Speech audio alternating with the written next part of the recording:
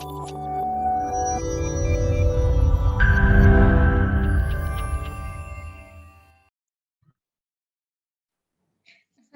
warahmatullahi wabarakatuh.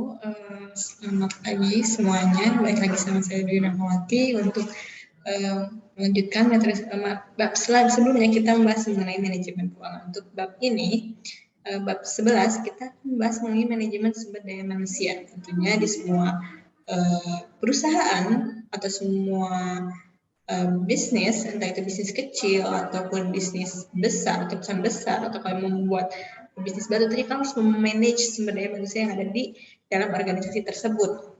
Kemudian kalau misalnya saya sendiri, bagaimana? Tetap saja walaupun kalian sendiri, berarti kalian memanage diri kalian sendiri sebagai karyawan atau sebagai aset dari perusahaan tersebut.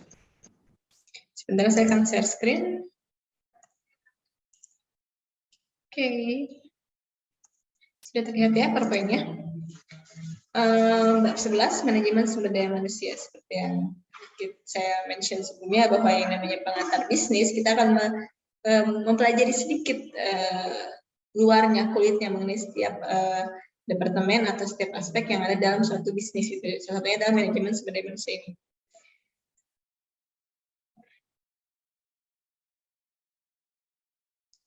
Oke.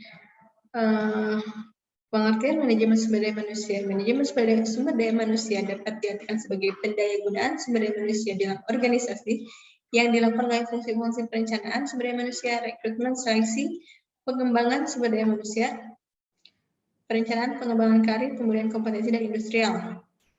Perencanaan dan implementasi fungsi-fungsi ini harus didukung oleh analisis jabatan yang cermat dan kerja yang objektif. Jadi, seperti hanya manajemen pada umumnya, bahwa yang namanya manajemen tentang POAC ya, perencanaan, activating, organizing, and controlling.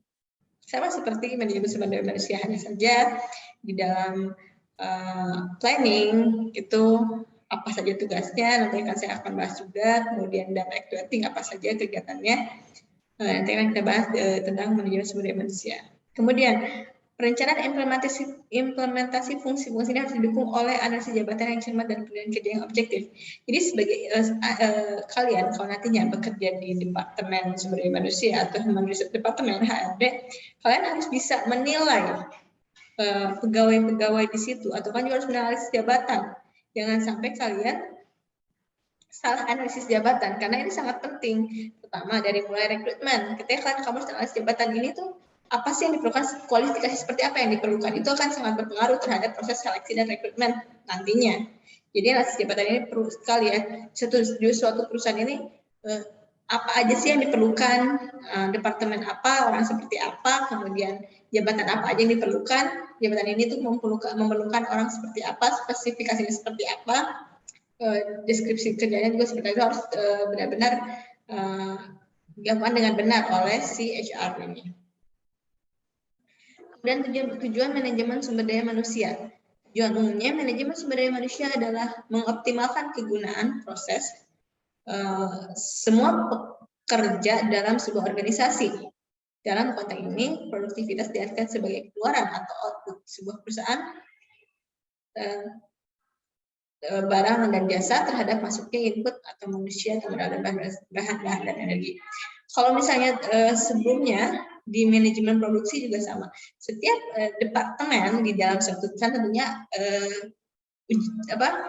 tentunya tujuannya adalah mengefektivitaskan semua proses di situ agar terjadi yang namanya minim output, maksimal output ya. Sama seperti produksi. Mungkin kalau produksi lebih ke kayak bagaimana proses produksi agar bahan-bahannya sedikit, kemudian tapi yang dihasilkan lebih banyak atau profitnya lebih banyak. Nah, itu mungkin untuk manajemen produksi. Nah, sama halnya seperti manajemen sumber daya manusia, bagaimana caranya agar memaksimalkan pekerja atau kinerja dari setiap karyawan di perusahaannya untuk menghasilkan hasil yang lebih. Kalau misalnya mengiritnya itu dengan cara, kalau saya bisa mengerjakan 5 orang mendapat hasil yang sama, berbeda dengan saya mengerjakan 10 orang dengan hasil yang sama, saya lebih memilih 5 orang karena saya melakukan penggajian untuk 5 orang. Nah, hanya seperti itu. Jadi semuanya sama. Setiap departemen dalam satu perusahaan itu tujuan sama, mengefektivitaskan semua kegiatannya, prosesnya dengan meminimalisir input dan memaksimalkan output.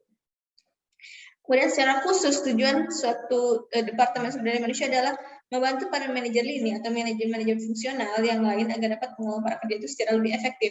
Jadi kalau misalnya saya bekerja atau kalian bekerja di suatu departemen, misalnya departemen pemasaran, kalian punya problem tentang diri kalian, tentang environment kalian,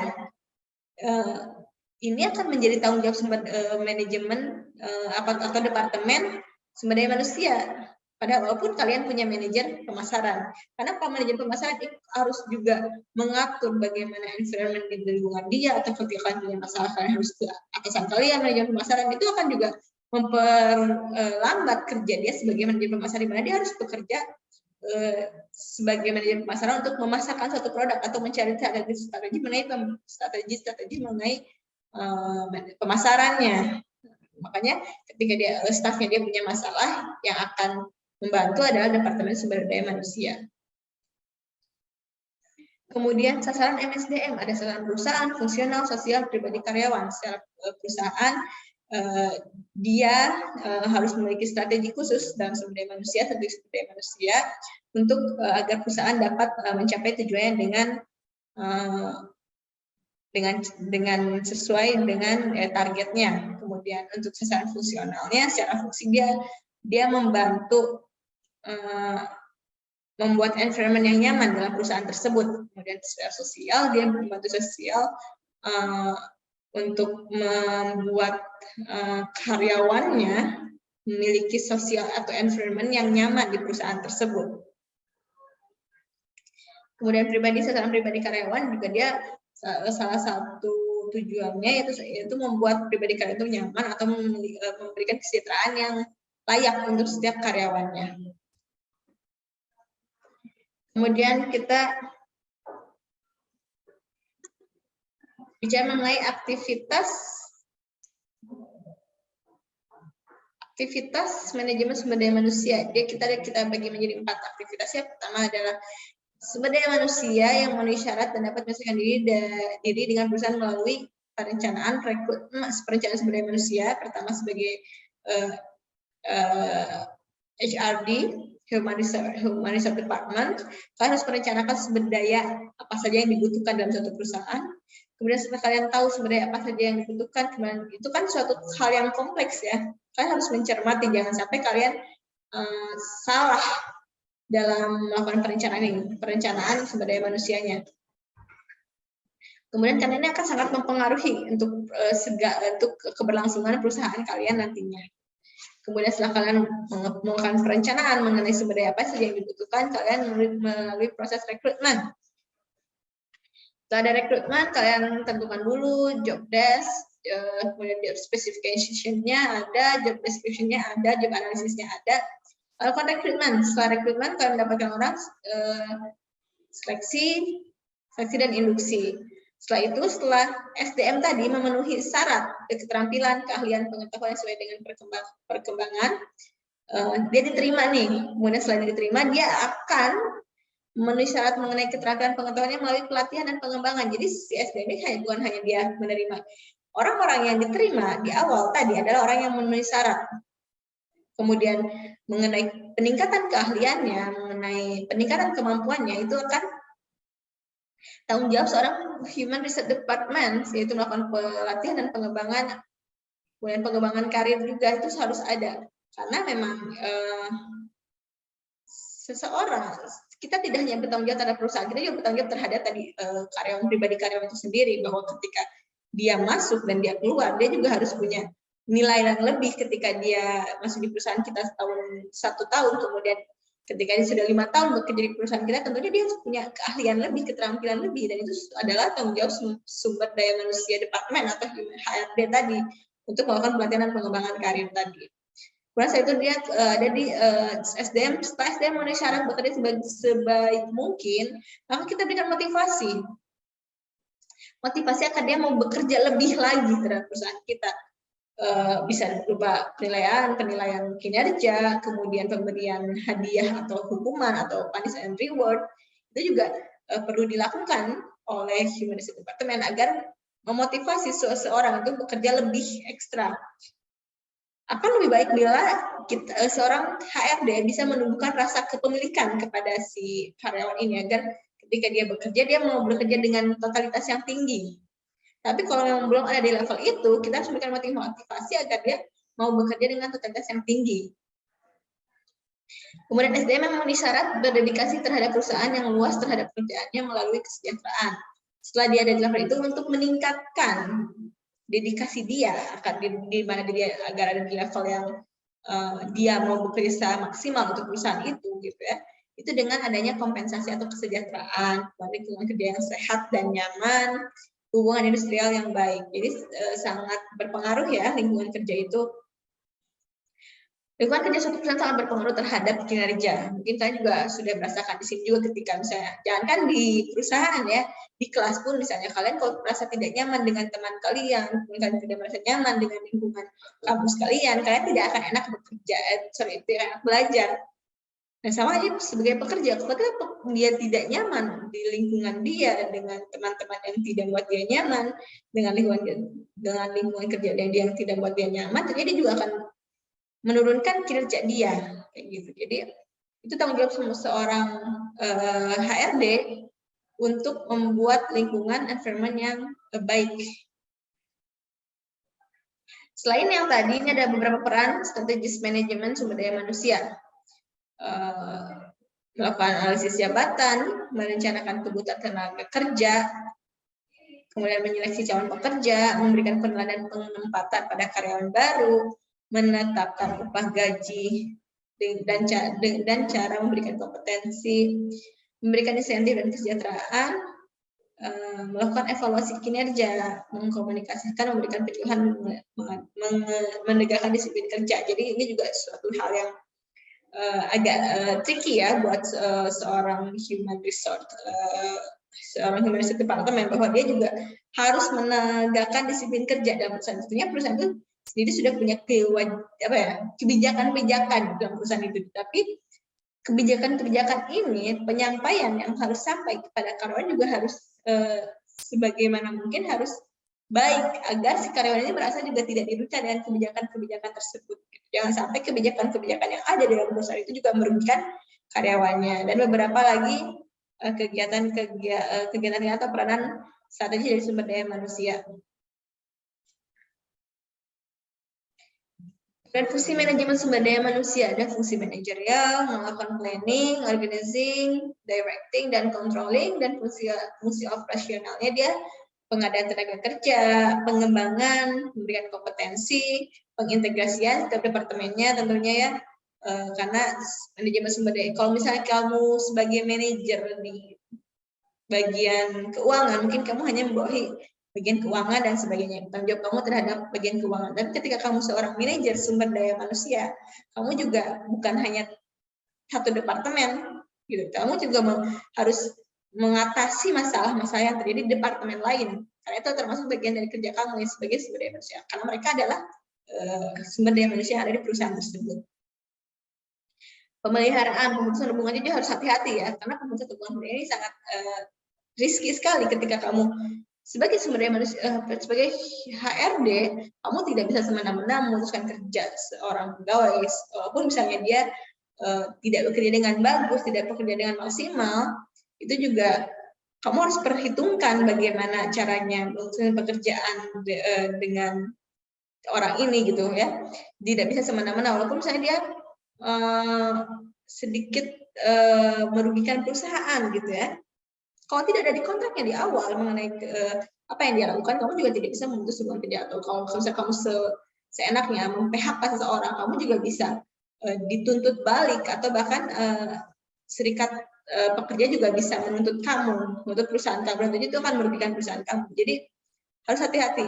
Jadi si sumber daya manusia selain dia punya tugas untuk membantu tercapainya suatu tujuan perusahaan, dia juga punya tugas lain, yaitu juga memihak kepada karyawan agar karyawan ini punya kesejahteraan yang baik. Prinsip-prinsip manajemen sumber daya manusia, prinsip kemanusiaan, tentunya kita berhubungan dengan manusia ya, sumber daya manusia, kita memayungi pegawai-pegawai kita. Jadi kita harus punya prinsip kemanusiaan, prinsip demokrasi, tentunya semua orang berhak berpendapat, semua orang punya hak untuk memberikan opininya. Kemudian the right man in the right place. So prinsip ini adalah di mana kamu harus memilih orang yang tepat untuk ditempatkan di tempat yang tepat. Karena banyak sekali kesalahan. Saya ini ada orang, dia ternyata orangnya punya kualitas yang bagus, dia punya kompetensi yang bagus, tapi ternyata dia salah penempatannya. Harusnya dia bisa, orang itu ternyata dia tuh jagonya di hitung-hitungan, jago banget hitung-hitungan nih, tapi malah ditempatkan di bagian marketing mungkin, dimana dia tidak terlalu suka dengan itu, maka dia tidak akan punya kinerja yang bagus di departemen ini gitu. Jadi kamu harus memilih orang-orang ini tuh pasnya di mana, ditempatkan di tempat tersebut. Equal pay for equal work, ini sangat penting sekali ya. Gajinya harus sesuai dengan apa yang dia berikan, jangan sampai orang bekerjanya 10.000 dibayarnya 5.000, jangan sampai seperti itu. Jadi sebagai kita harus bisa menilai kinerja seseorang atau harus bisa memberikan penilaian sesuai agar dia sesuai dengan pembayarannya. Ini mungkin di awal ya, di dalam job design atau job analisis kita harus menganalisis ini jobnya seperti apa aja, job description seperti apa aja, maka kita juga harus tahu bahwa job dia seperti ini, job dia sebanyak ini, maka gaji yang harus diberikan adalah sebanyak ini. Itu di awal di tahap perencanaan tadi. Karena tentunya ketika misalnya nih satu temannya sama, dia bekerja 10 kali, saya bekerja 5 kali, tahunya bayarnya sama, tentunya orang yang bekerja 10 kali akan merasa, oh kok saya bekerja lebih banyak, mendapat bayaran yang sama, kayak dia bekerja hanya lebih kurang daripada saya, maka itu juga akan menimbulkan yang namanya penurunan kinerja bagi dia gitu. Kesatuan arah tentunya ini penting sekali. Kesatuan komando juga, kesatuan arah dan komando, maksudnya seorang employee, apalagi staff, dia harus tahu siapa atasan dia, kemana dia harus tunduk atau perintah yang mana yang harus dia ikuti. Karena mungkin kayak nanti dia jadi bingung kalau misalnya perintahnya dari A, dari B, ada perintahnya tidak seiringan atau tidak sama, maka dia akan menjadi bingung. Jadi harus ada kesatuan arah dan komando. Prinsip efisien dan efektivitas, prinsip produktivitas kerja, prinsip disiplin, dan juga prinsip kewenangan dan tanggung jawab. Jadi seorang manajer sumber daya manusia harus udah punya perencanaan yang jelas mengenai wewenang dan tanggung jawab. Saya staff, saya bertanggung jawab terhadap siapa, saya lapor terhadap siapa, karena nggak mungkin dong saya staff, misalnya ya saya staff, saya bertanggung jawab terhadap direktur langsung. Banyak sekali level manajemen yang harus saya lewati. Jadi saya staff bertanggung jawab terhadap supervisor saya, nanti supervisor saya bertanggung jawab terhadap manajer baru terhadap direktur, seperti itu. Itu harus jelas direncanakan oleh manajemen sumber daya manusia. Masalah-masalah manajemen sumber daya manusia ada masalah eksternal, masalah budaya dan sikap, masalah keragaman imigrasi dan migrasi, keragaman profesional, masalah ekonomi global. Masalah eksternal tuh kayak mungkin yang terbaru adalah Omnibus Law. Nah itu kan kita ada kebijakan baru mengenai pekerja gitu ya. Nah itu juga sangat mempengaruhi manajemen sumber daya manusia. Kita tidak bisa semena-mena terhadap pekerjaan kita. Kalau memang ada UU atau peraturan yang mengatur tentang itu, penggajian lah, kemudian pemberhentian kerja dan sebagainya. Itu ada yang mengatur kerja. Biasanya setiap negara punya kebijakan masing-masing, karena ini akan mempengaruhi kebijakan-kebijakan yang ada di manajemen sumber daya manusia dan bagaimana sumber daya manusia ini bekerja, itu juga based on kebijakan yang ada di satu negara tersebut. Keragaman budaya dan sikap, imigrasi dan migrasi. Jadi tentunya ketika kamu ada di perusahaan multinasional company, perusahaan besar yang punya pegawai nggak hanya dari dalam negeri, tapi cuma punya pegawai dari berbagai macam negara, tentunya kamu juga harus punya rencana bagaimana menanggulangi ini. Gitu. Bagaimana kamu membuat suatu keadaan di mana environment bekerja juga nyaman, walaupun mereka berbeda-beda budaya, karena tentunya yang namanya berbeda-beda budaya itu akan sangat berbeda dalam bersikap ya, kayak culture orang yang ada orang Indonesia dengan orang Amerika akan sangat berbeda gitu. mungkin akan ada kesalahpahaman apabila manajemen sumber daya manusia tidak bisa menyelesaikan masalah ini. Mungkin akan ada ketidaknyamanan sesama pegawai karena misalnya misunderstanding, cross cultural understanding tidak bisa dilakukan di sini. Ada kesalahpahaman antara kedua culture yang ada. Masalah ekonomi global ya tentunya ini bukan hanya untuk manajemen sumber daya manusia, untuk suatu perusahaan ini masalah ekonomi global adalah suatu masalah yang akan mempengaruhi kerja setiap departemen yang ada di suatu perusahaan tersebut. Kayak gitu. Nah, ini ada beberapa soal. Jadi saya mau kalian membagi menjadi 3 kelompok. Gimana ya? Coba ya. Oke. Saya akan membagi menjadi 3 kelompok. Ada kelompok A, B, dan C. Kelompok A akan menyelesaikan masalah ini. Bisa dibaca ini adalah masalah suatu sumber daya manusia. Kelompok B akan menyelesaikan masalah 2. Dan kelompok C akan menyelesaikan masalah 3. Kalian bisa pause dulu videonya, take a picture, kemudian baca analisis. Saya beri waktu beberapa menit untuk take a picture.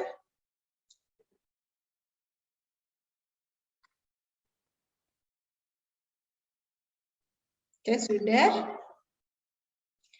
Oke. Dari ketiga masalah tersebut, kalian sudah dibagi menjadi A, B, C. Kalian analisis masalah tersebut, apa penyebab masalah tersebut sebenarnya, kemudian kalian kasih penyelesaiannya, kemudian kalian juga berikan langkah preventif untuk agar tidak terjadi lagi masalah tersebut. Itu kalian buat dalam suatu PowerPoint, nanti akan kita presentasikan di minggu berikutnya. Oke, ada pertanyaan mengenai manajemen sumber daya manusia? Kalian kalau ada pertanyaan, kalian bisa chat WA saya langsung. Kalian chat di situ, atau kalian kirim ke email saya dwi@ggu.ac.id. Oke? Well, terima kasih sudah join kelas kita hari ini. Sampai ketemu lagi di bab selanjutnya. Assalamualaikum warahmatullahi wabarakatuh.